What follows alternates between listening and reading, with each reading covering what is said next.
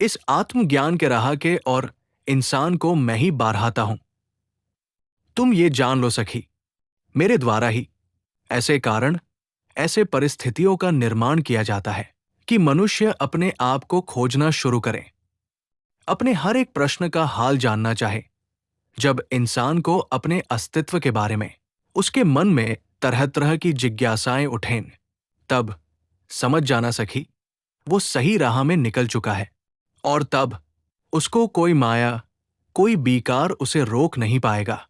अब मैं तुम्हें वो निगूढ़ रहस्य के बारे में बताऊंगा जो कि आत्मबोध करवाती है, अपने आप से मिलवाती है, अपने और अपने जीवन का परम उद्देश्य के बारे में मनुष्य को साचेत कराता है। ध्यान से सुनो, इस आत्मज्ञान को प्राप्त करने का बहुत सारा मार्ग है सखी, जिसको मैंने भगवत गीता में बहुत पहले ही अर्जुन के द्वारा बताया। पर इस कलयुग में बहुत कम लोग इसका असली मतलब जान पाते हैं। इसको गहराई से समझकर, हर एक बात को मानते हुए अपने जीवन में उसको शामिल कर पाते हैं।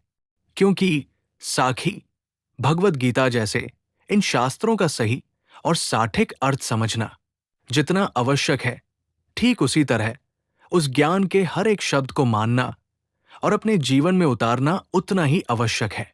क्योंकि इस युग में ज्ञान की कमी नहीं, परंतु उस ज्ञान का साठिक और सही विश्लेषण जो भगवान श्री कृष्ण कहना चाहते थे, हमें उस तात्पर्य को समझने की कोशिश करनी चाहिए, ना कि उस ज्ञान को अपने ही सीमित समझ के अनुसार औरों को विश्लेषण देना चाहिए या समझाना चाहिए।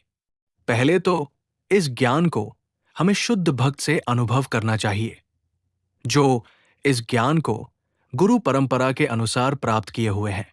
ऐसे शुद्ध भगवत भक्त से ही इस ज्ञान का मार्मार्थ जानना चाहिए। ये कई तरह से ली जा सकती है, जैसे खुद ऐसे संप्रदाय से जुड़कर जो कि साठिक और सच्चाई से ईश्वर को समर्पित होकर भक्ति में है, या तो फिर इनके द्वारा बताए गए ग्रंथों से, नहीं तो इनके द्वारा डिजिटल माध्यमों में संचालित प्रवचन और नाना तरीके के सत्संगों से और ऑनलाइन क्लासों से।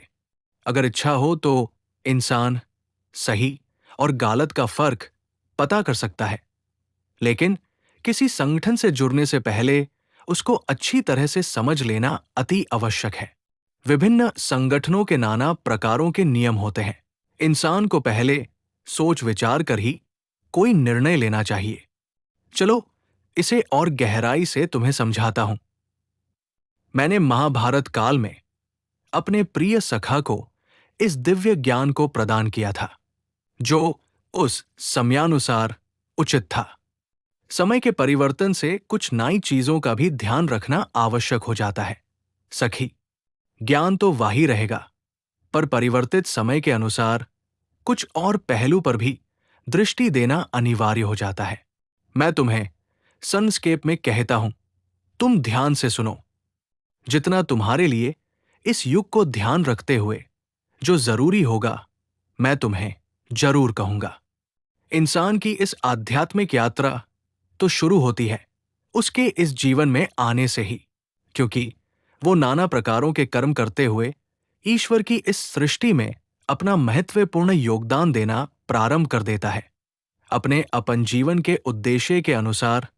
पर इस यात्रा और महत्वपूर्ण तब बान जाता है जब इंसान के अंतर्मन में ईश्वर को जानने का, उसके इस जीवन में आने का कारण, उसका जीवन और वो खुद यानी उसकी आत्मा का उद्देश्य उसको जानने की इच्छा जागे। जैसे मैंने पहले कहा, अपने कर्मों के अनुरूप इंसान अपना जीवन यापन करते हुए नए कर्मों का सृष्टि इस जीवन में करता है। कर्मों के प्रकारों के बारे में भी मैं तुम्हें साचेत करूंगा, पर तुम पहले ये जान लो कि तुम कर्मों से पारे कैसे जा सकती हो।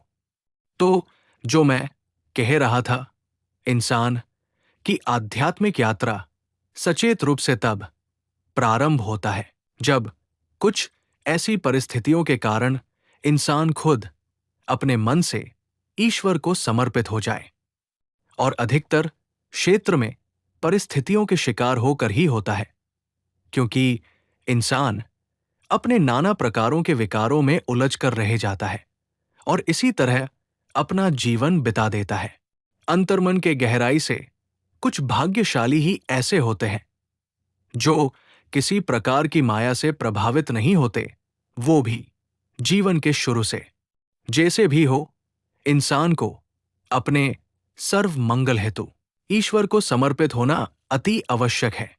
उसके लिए शुद्ध मन से ईश्वर को अपने जीवन की बागडोर और अपने आप को भी सौंपकर ये ठान ले कि जितनी गलतियां करनी थी कर ली, बस अब आपके कहे अनुसार रास्ते पर ही हम चलेंगे और इसको जीवन पर्यंत दृढ़ निश्चय के साथ पालन करें।